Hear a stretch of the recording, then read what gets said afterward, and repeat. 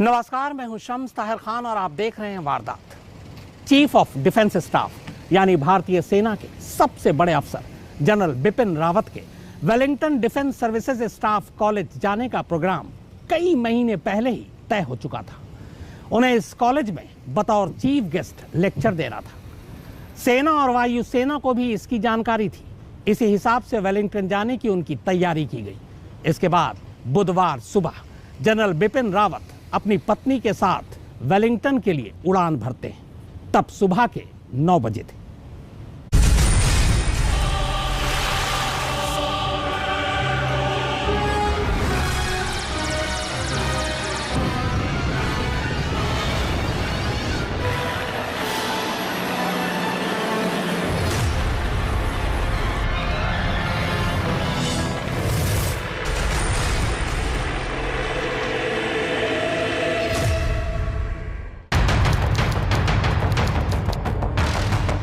Chief of defence staff यानी CDS general Bipin Rawat अपनी पत्नी मधुलिका रावत, 2 स्टाफ और 5 सुरक्षा गार्ड के साथ एक स्पेशल एयरक्राफ्ट के 3602 से तमिलनाडु के सुलूर के लिए नई दिल्ली से उड़ान भरते हैं। जनरल बिपिन रावत को बुधवार शाम को ही वेलिंगटन में मौजूद डिफेंस सर्विसेज स्टाफ कॉलेज में एक कैडेट इंटरेक्शन प्रोग्राम में बतौर चीफ गेस्ट हिस्सा लेना था। जनरल रावत और उनकी पत्नी के अलावा स्पेशल एयरक्राफ्ट में उनके साथ सीडीएस के defence assistant brigadier LS Lidder, SO CDS lieutenant colonel Harjinder Singh, PSO NK Gurusewak Singh, PSO NK Jitendra Kumar, PSO LNK Vivek Kumar, PSO LNK B Sai Teja और पीएसओ हवलदार सतपाल शामिल थे।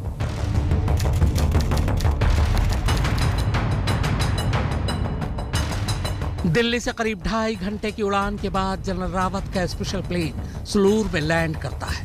अब यहां से Wellington defence services staff college पहुंचने के लिए आगे का सफर एक चॉपर में करना था।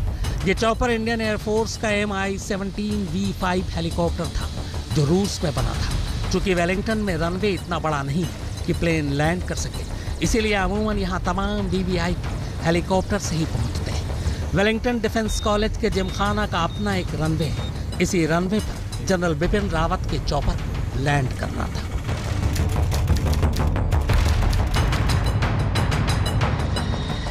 सुबह ठीक 11:15 बजे MI-17V5 हेलीकॉप्टर सुलूर से वेलिंगटन के लिए उड़ान भरता है। सुलूर से वेलिंगटन तक की दूरी 45 मिनट में पूरी होनी थी। जनरल बिपिन रावत और उनकी पत्नी समेत उनके 9 स्टाफ के अलावा इस हेलीकॉप्टर में 5 क्रू मेंबर भी सवार थे, यानी चॉपर में कुल 14 लोग मौजूद थे।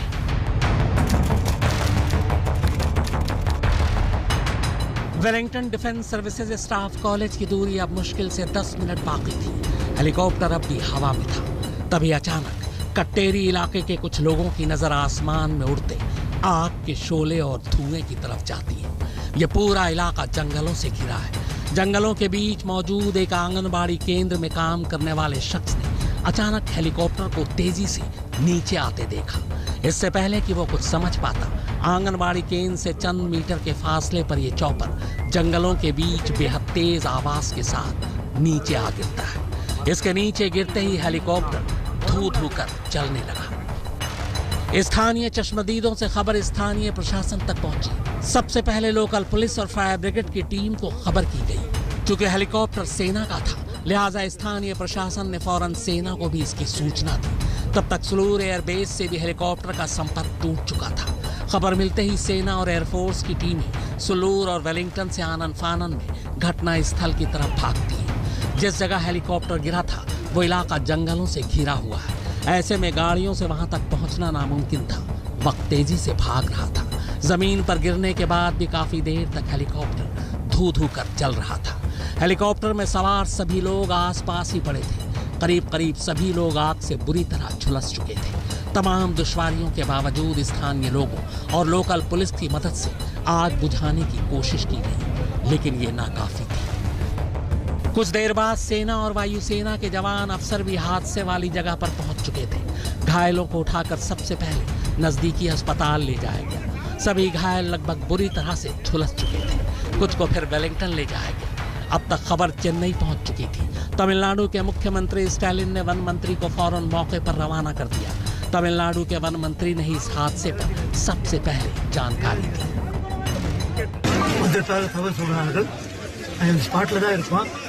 இந்த பாதிப்பில் 14 பேரும் யாரும் உயிரோடு இருப்பதற்கு அது தெரியல. இப்போ 2 பேர் உயிரோட அனுப்பியிருக்காங்க, ஹாஸ்பிட்டல் அனுப்பியிருக்காங்க. அவங்களும் ரொம்ப சீரியஸ்ன்னு சொல்றாங்க. இப்போ மீறி 5 பேர் அங்கே டெத் ஆயிருக்கு. ஏற்கனவே 7 பாடி உள்ள மாட்டிட்டு இப்போ மக்கள் எடுப்பதற்கு முயற்சி செய்து கொண்டிருக்கிறார்கள்.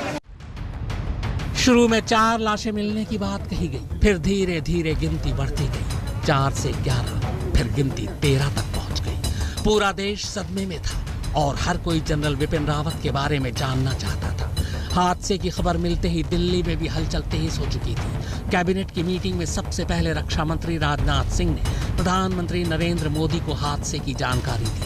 फिर राजनाथ सिंह दिल्ली में जनरल विपिन रावत के घर गए। फिर खबर आई कि दोपहर बाद वो संसद में हादसे की पूरी जानकारी देंगे, लेकिन बाद में बताया गया कि रक्षा मंत्री गुरुवार सुबह को संसद भवन में अपना बयान देंगे।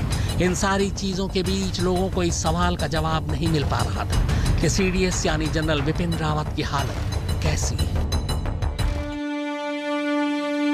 शाम होते होते एक और खबर आई। खबर ये कि हादसे में जिन 13 लोगों की मौत हुई है उनकी शिनाख्त बेहद मुश्किल है, क्योंकि हादसे में सभी लाशें बुरी तरह से झुलस चुकी हैं। लिहाजा लाशों की शिनाख्त सिर्फ और सिर्फ डीएनए से ही मुमकिन है। शायद यही वजह थी कि देर शाम तक यही साफ नहीं हो पा रहा था कि हादसे में जो इकलौता जिंदा बचे हैं वो कौन है। हालांकि हादसे की सारी जानकारी और हादसे के शिकार तमाम लोगों के बारे में जानने के लिए दोपहर को ही रक्षा मंत्री ने वायुसेना अध्यक्ष को वेलिंगटन के लिए रवाना कर दिया था। इससे पहले भारतीय वायुसेना हादसे की जांच का आदेश पहले ही दे चुकी थी।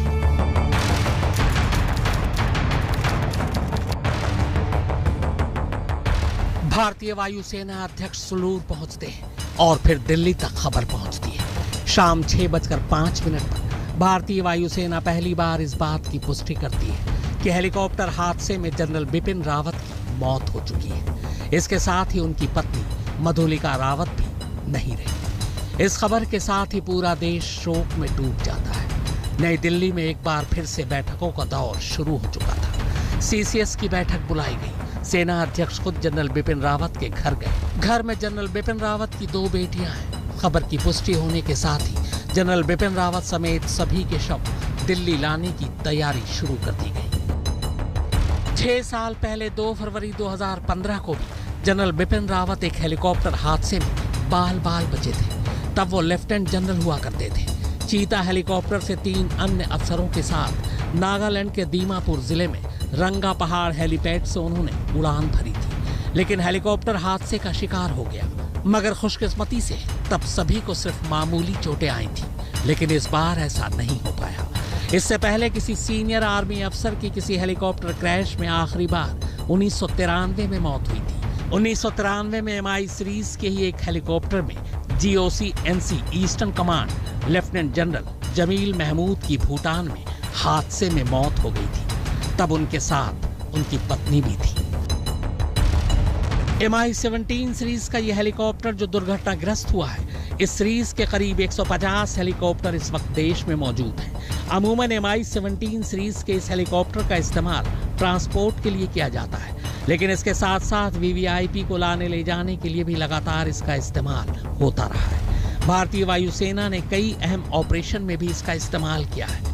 भारत ने 2008 से 2011 तक 151 MI-17 सीरीज के हेलीकॉप्टर का ऑर्डर दिया था। 2016 से इसकी डिलीवरी शुरू हुई और 2020 तक करीब 150 हेलीकॉप्टर भारतीय सेना और वायुसेना के बाड़े में शामिल हो गए। MI सीरीज के पुराने हेलीकॉप्टर तब हटा दिए गए। इस हेलीकॉप्टर में 36 लोग एक साथ सवार हो सकते हैं, जबकि करीब 4500 किलोग्राम तक का भार ये उठा सकता है। आज तक ब्यूरो। आखिर दुनिया की सबसे सुरक्षित MI सीरीज हेलीकॉप्टर के क्रैश होने की वजह क्या है? पूरी कहानी इस ब्रेक के बाद आप देखते रहिए वारदात।